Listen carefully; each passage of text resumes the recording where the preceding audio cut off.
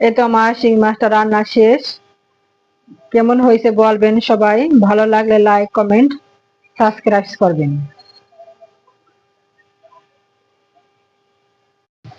এখন দিয়ে দিব লবণ স্বাদ মতো, আদা বাটা রসুন বাটা একসঙ্গে বেটে নিছি দিয়ে দিব। একটা করে মশলা কষাবো, তাহলে রান্নাটা সুন্দর হয়।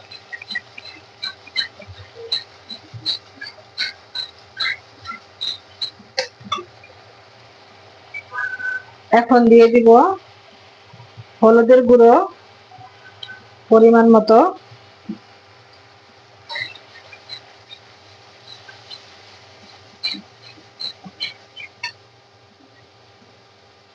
এখন দিব গুঁড়া মরিচ শুকনা মরিচ,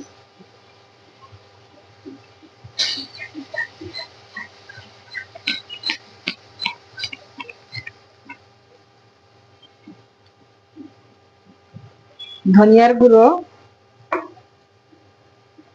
জিরার গুঁড়ো,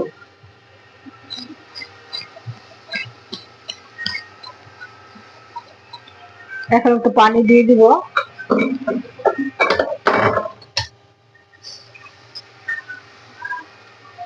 পানি দিয়ে ভালোভাবে কষিয়ে নিব।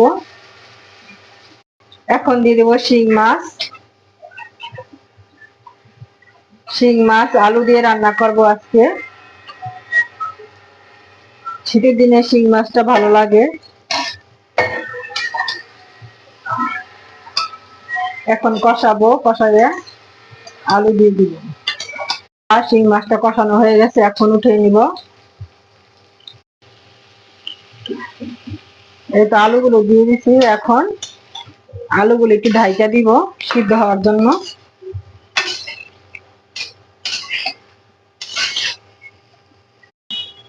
এখন পানি দিয়ে দিচ্ছি আলুর ভিতরে, আলুটা সিদ্ধ হয়ে গেছে।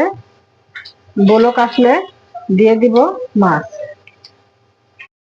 টমেটো,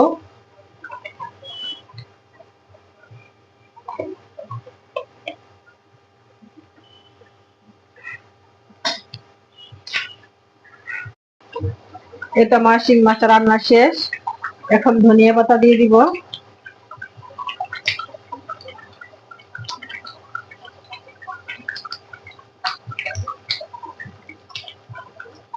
এখন পরিবেশন করব। এটা আমার রান্নাটা ভালো লাগলে লাইক কমেন্ট সাবস্ক্রাইব করবেন এবং শেয়ার করবেন।